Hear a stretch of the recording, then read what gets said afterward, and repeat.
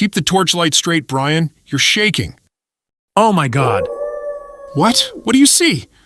I see something by the tree line. It's low. It's moving. No. And it's looking right at us. He was just an innocent student with good intentions toward the wild. It was supposed to be a short walk, a break from the routine, a chance to breathe in the cold northern air. But as Kenton Joel Carnegie stepped into the snowy forest that afternoon, something stepped in behind him. The ground was quiet but not empty.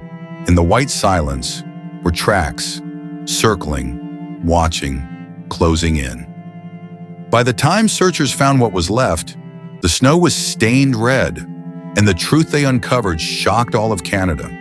How did a promising geology student become prey? You're watching Animal Quests, where real-life animal encounters meet raw survival stories.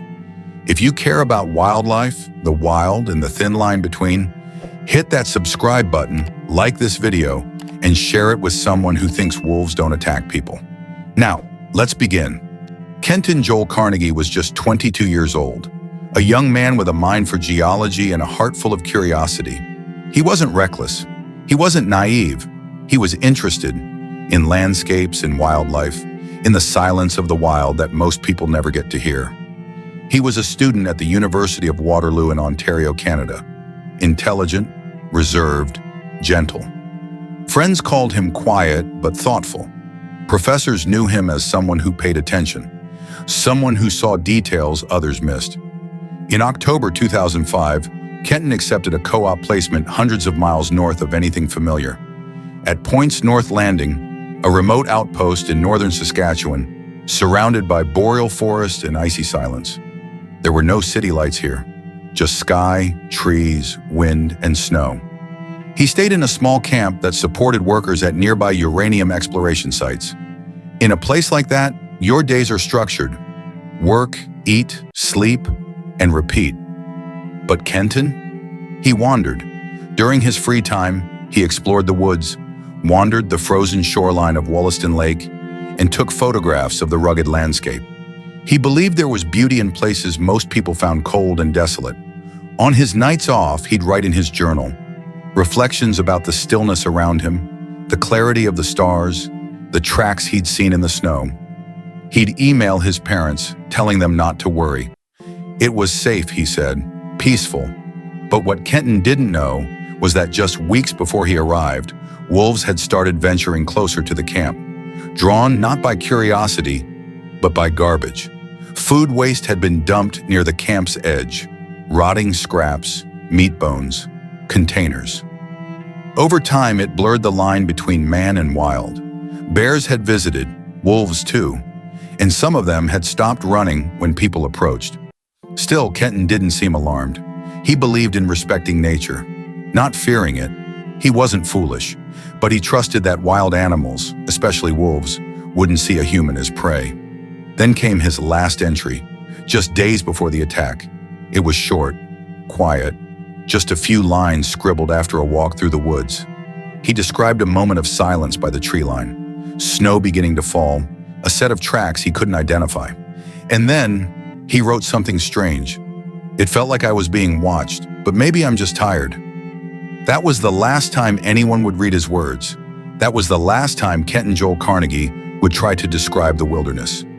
He had come to northern Saskatchewan to learn, to observe, to explore. But the forest had its own lessons, and Kenton was about to become part of a much darker story, one written not in ink, but in blood. And it all began with one walk too many. Point's North Landing, Saskatchewan, a name that barely registers on a map, but for those who've been there, it's unforgettable. Tucked in the frozen north, this tiny service hub exists for one reason: to support mining operations deep in the wilderness. There are no neighborhoods here, no crowds, no cell towers, just a collection of work camps, a gravel airstrip, some trailers, and the towering pines that stretch endlessly in every direction. It's the kind of place where the silence can swallow you, where the wind whistles through the trees and your breath becomes your only company. For Kenton Carnegie, it was an adventure. Untouched land, pure and vast. But for others who had worked there longer, it was something else. Unpredictable. In recent months, something had changed. Not far from the camp buildings, just beyond the dumpsters and storage trailers, lay a growing mound of discarded food. Scraps from the kitchen, bones, meat wrappers, uneaten leftovers. It was meant to be temporary, a dump site for waste, but it became something else, a feast for animals lurking in the woods. Wolves had found it, so had bears, and once they had a taste, they started coming back, night after night. First, they stayed to the shadows. Then they started watching the buildings. Then, they began approaching people. Camp workers began to notice. One contractor recalled seeing a wolf just 30 feet from his trailer, eyes fixed, no fear. It didn't run, it stared. Another man swore he saw 2 wolves following him on his walk from the cafeteria to his bunk. He stopped. They stopped. He moved. They moved. Reports were made. Warnings passed through word of mouth. One worker told a supervisor, "They're getting bold. They're not scared of us anymore." But little was done. The garbage kept piling up. The animals kept returning. And the people at Point's North Landing, many of whom were flown in and out on short-term contracts, were left to trust their instincts in a place where instinct might not be enough. As one local would later say, "When wild animals stop acting wild, that's when you should start worrying." But for Kenton Carnegie, that warning never came loud enough. Or perhaps, by the time it did, he was already too far into the trees to hear it, and the wolves were already watching. By early November, word had spread around Point's North Landing. The wolves were getting bolder. Just 3 days before the attack, a camp worker, a seasoned technician named Ron Favell, had gone out to check the fuel lines behind the maintenance shack. The sun was low, shadows long. As he crouched down to inspect a pipe, he felt something, that instinctive tingle at the back of his neck. He looked up, 2 wolves standing still, watching him, not snarling, not retreating, just waiting. He didn't run. He backed away slowly, heart hammering in his chest, eyes locked with theirs until he reached the edge of the building. The moment he stepped inside, the wolves vanished into the trees. He told others, warned them, they're stalking, not scavenging anymore. It's just a matter of time. People started to walk in pairs. Some avoided going outside after dark, and they passed the warning along to the quiet young man with the camera, the one who liked to go for long walks alone. Kenton. More than one person told him not to go far. One co-worker reportedly said, "You need to be careful. Wolves don't act like that unless something's off." But Kenton, respectful but unconvinced, simply smiled. He wasn't careless. He was thoughtful, calm, quiet. He believed that fear only caused accidents, that wildlife should be respected, not feared. He wasn't about to panic over a few tracks in the snow. And besides, those walks were his escape. In his mind, they were just wolves, intelligent, beautiful, misunderstood, not monsters, not killers. They're just curious, he may have thought, brushing snow from his parka, the woods stretching wide before him. Not killers. Besides, it's peaceful out there. He didn't carry a weapon, no flare, no spray, just his camera, his gloves, and his sense of wonder. The snow had begun to fall again, soft and silent. The forest opened up before him, familiar, yet unknowably vast. To Kenton, it felt like solitude. To the wolves, it may have felt like opportunity, because somewhere beyond the edge of the camp, past the last footprint anyone else would leave that day, a circle had already begun to close, and that walk, that calm, snowy walk, would be Kenton Joel Carnegie's last. I urge you to hold on to this story, because what you're about to see or hear will change everything. Tuesday, November 8th, 2005. The morning at Point's North Landing began like any other. The cold air bit through thick coats as workers trudged between trailers, the low sun casting long shadows across the frozen gravel roads. Inside the modest mess hall, the buzz of quiet conversation hummed above steaming trays of food. Kenton Joel Carnegie sat among his co-workers, quietly eating lunch, notebook nearby, camera packed in his gear. He wasn't scheduled for fieldwork that day, just light duties and data entry. A slower pace in an already isolated world. But Kenton didn't mind the quiet. In fact, he leaned into it. To those who didn't know him, he may have seemed distant. But Kenton had a mind always in motion. Thoughts drifting beyond the camp's chain-link fences and into the trees. To him, the forest was more than background. It was alive. The snow had fallen the night before, lightly frosting the trail beyond the airstrip. The path curved just out of sight from the main buildings. It was one of his favorite places, quiet, clean, undisturbed. And at 5 p.m., with the sun beginning its descent, Kenton mentioned it to a colleague. "Just going for a short walk before supper," he said. "Won't be long." He zipped his parka, slid gloves over his cold fingers, slung his camera over his shoulder, and stepped out into the early evening air. The temperature hovered just below freezing. The wind had settled. The snow underfoot crunched faintly as he moved away from the camp, one step at a time, further from safety. It was just before dusk, that in-between hour where the sky goes soft and pink, and the trees seem to lean in. From the edge of the airstrip, the forest stood silent, cloaked in stillness. There were no obvious signs of danger, no growls, no motion. But Kenton wasn't alone. Unseen, unheard, encircling in the shadows were wolves, wild, hungry, and unafraid. They had been here before. To them, the camp wasn't a threat. It was a hunting ground, a place where food had once been easy, where humans moved predictably. And this human, this solitary figure, was alone. Kenton walked slowly into the trees, pausing now and then to take a photograph. A crow in the distance, a print in the snow. At one point, he may have stopped and stared at something just off the trail. Curious. He didn't know what was watching from the other side of that quiet. He didn't know that his footprints were not the only ones in the snow. And then, he didn't return. Back at the camp, time passed. Supper came and went. No one thought much of it at first. Maybe he lost track of time. Maybe he was taking pictures of the sunset. But by 6 p.m., there was no sign of him. By 6:30, unease began to spread.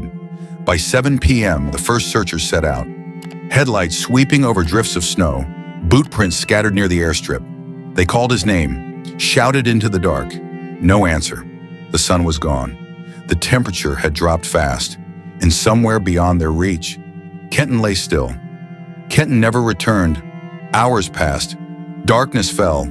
That's when the search began. But what they were about to find, no one could prepare for, because the forest had fallen silent. But the snow told a story, and it was written in blood. You've come this far, but trust me, the part that'll haunt you forever is only seconds away.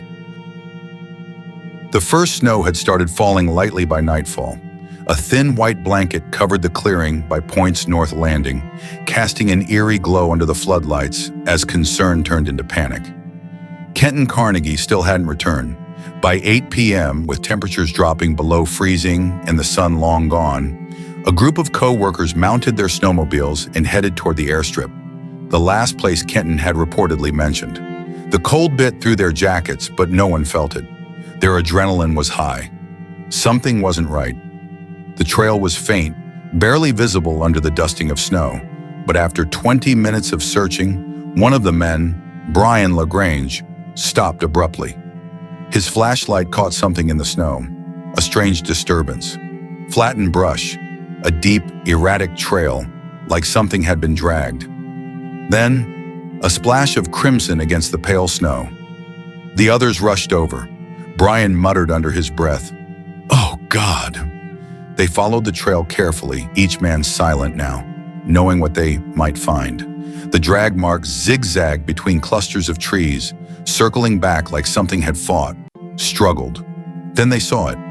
Wolf tracks. Not just one. A pack. The prints were large, fresh, still sharp around the edges. And at the end of the trail, behind a thicket of frozen brush, they found what was left of Kenton.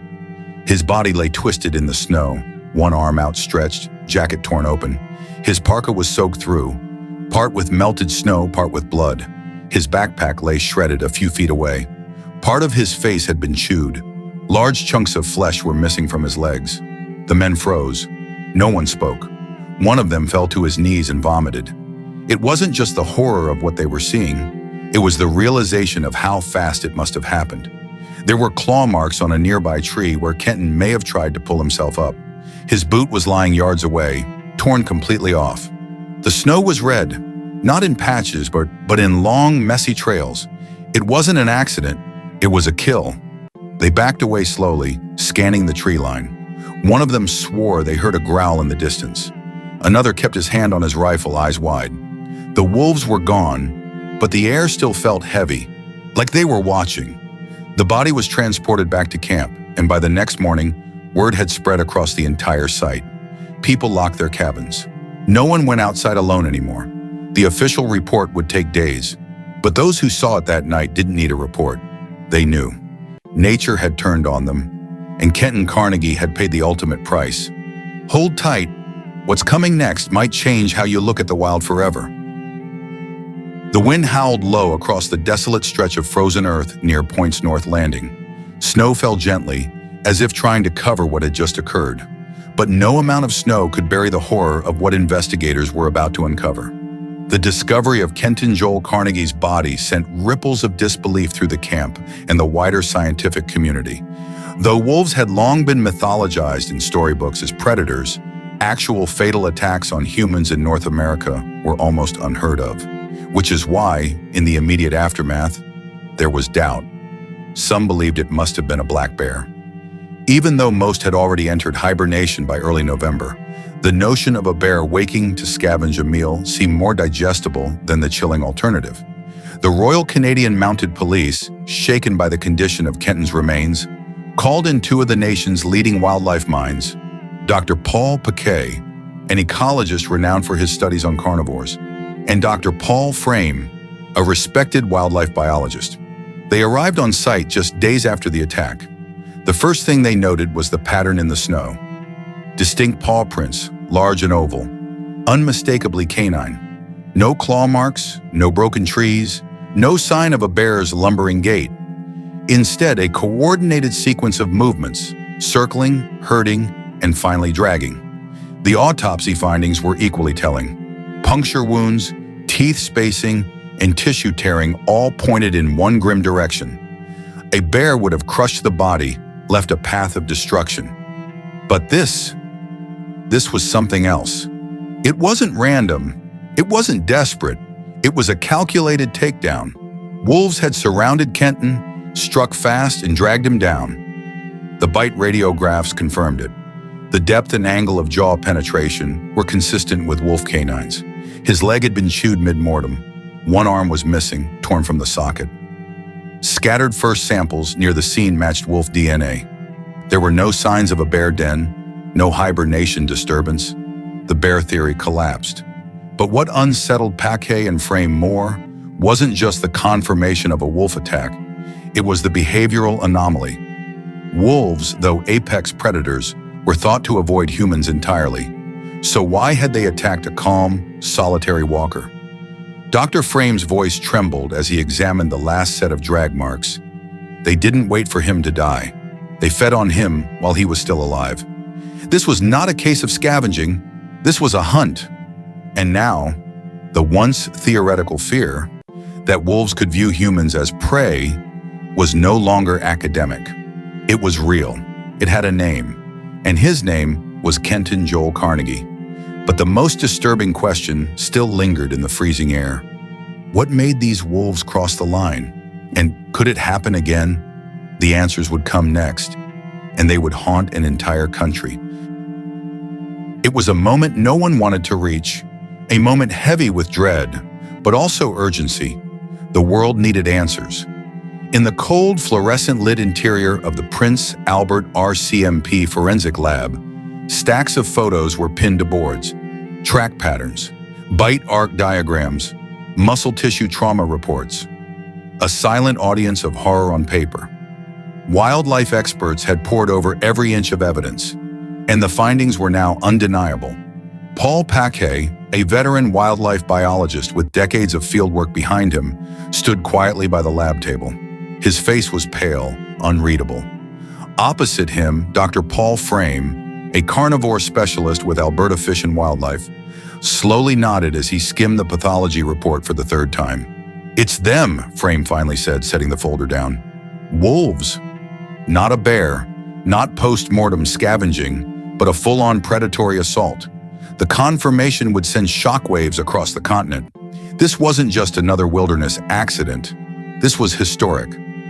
This was the first verified case of a fatal wolf attack in modern North American history. And it wasn't just one.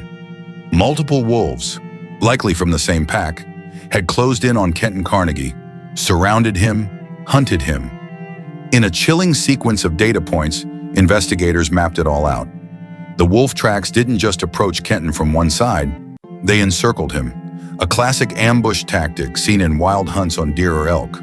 But this time, the prey wasn't an animal. It was a 22-year-old environmental science student from Saskatchewan. The bite patterns on his remains matched wolf dentition precisely. The tearing angles, the bone exposure.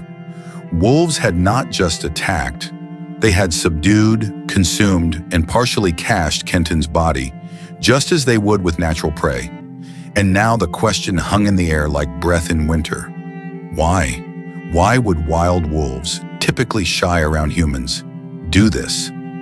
The confirmation only deepened the mystery, but it also meant something else.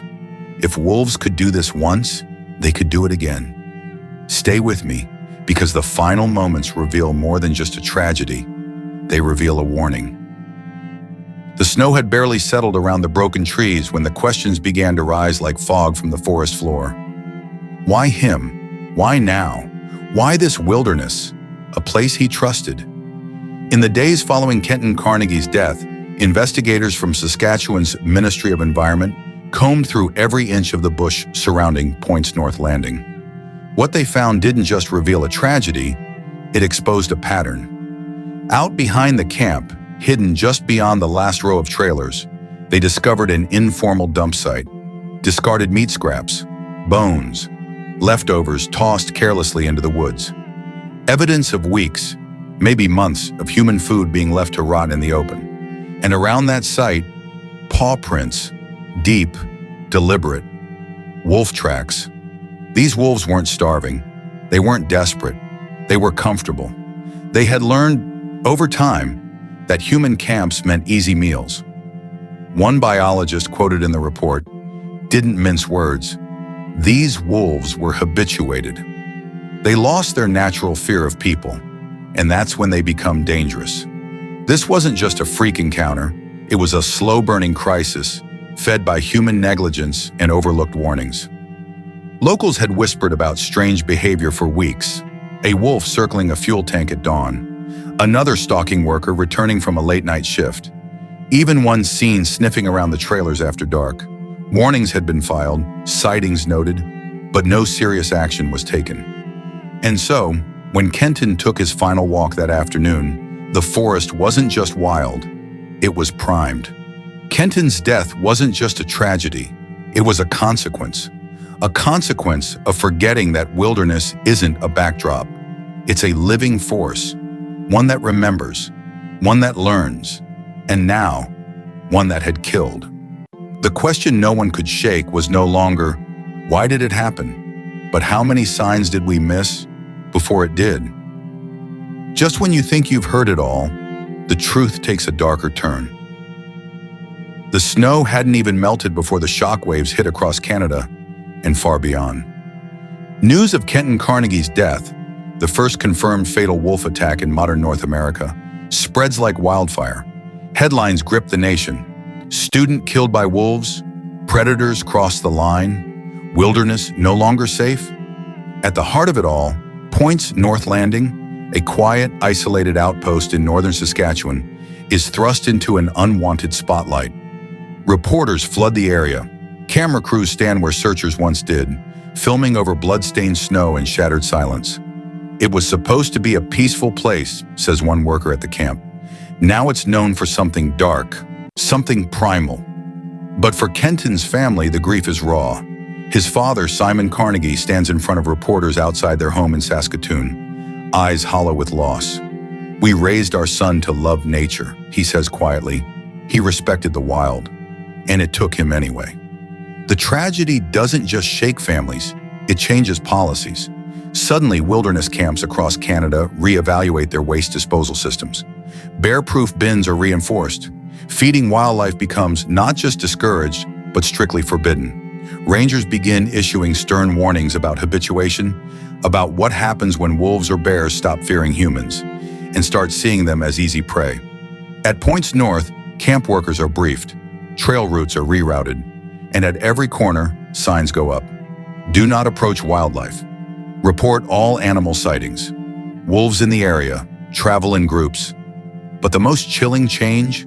The realization that this wasn't just a fluke, it was a warning. Because as investigators would later say, those wolves weren't desperate, they weren't starving, they were bold. They stalked him, surrounded him, and killed him. And now, that possibility hangs over every remote outpost, every lonely trail, every snowy trek through Canada's north. If it happened once, it can happen again.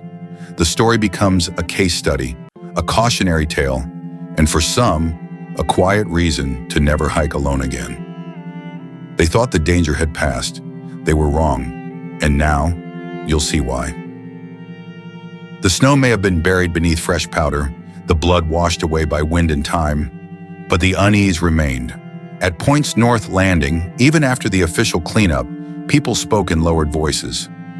Not just about what had happened, but what it meant. Something had shifted in the wild. A line had been crossed, and no one knew if it would be the last time. In the weeks after Kenton's death, as wildlife officers reviewed the scene and media coverage intensified, an old dread crept back into public consciousness. The fear that maybe, just maybe, the wolves weren't as distant from us as we like to believe. One interview with Dr. Paul Paquet, a renowned Canadian carnivore ecologist, reappeared across several outlets. Speaking years prior, he'd warned, wolves are shy and typically avoid humans, but under the right conditions, habituation, food conditioning, or desperation, attacks are possible. Those words echoed louder than ever now. And then came the other stories, ones most had never heard before.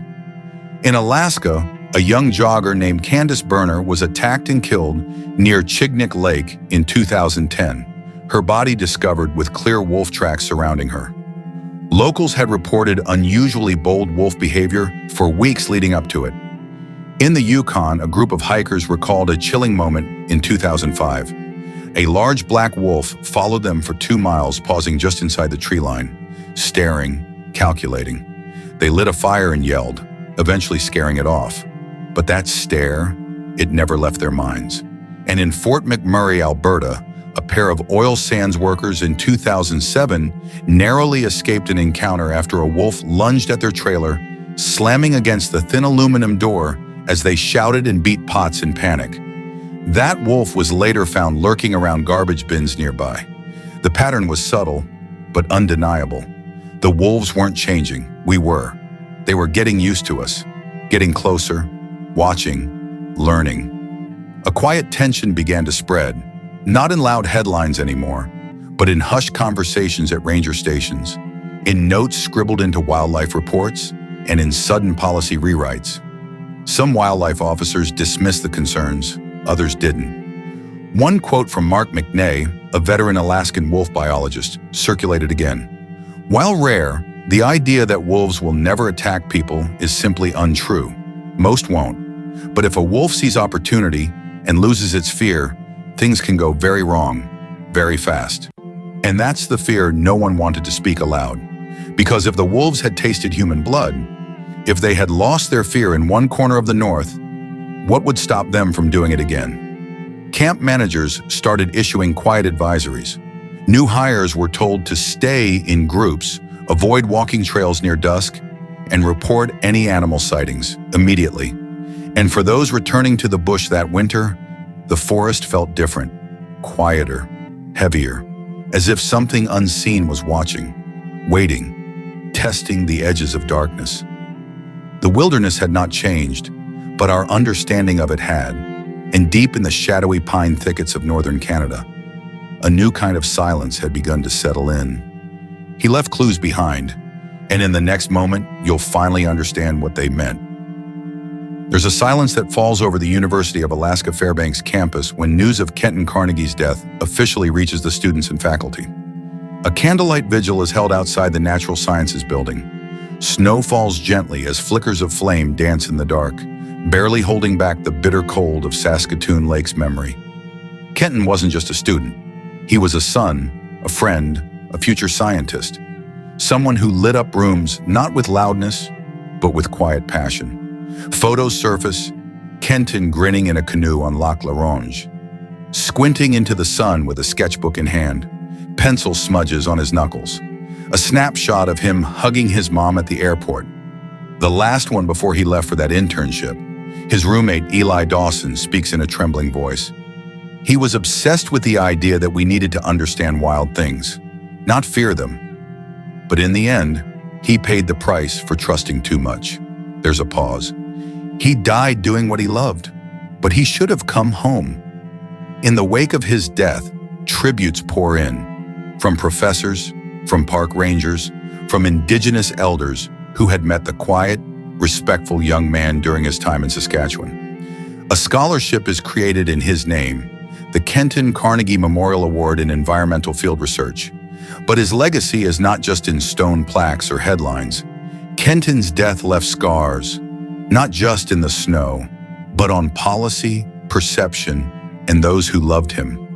It became a lesson whispered around campfires, a warning carved into every trail guide, and a reminder that the wild is never truly tame. The world remembered his name, but for those who knew him, they remembered his laugh, his questions, and the way he always stood just a little too close to the edge to see something others missed. But the silence, it never left the forest. Wolves are wild, mysterious, beautiful.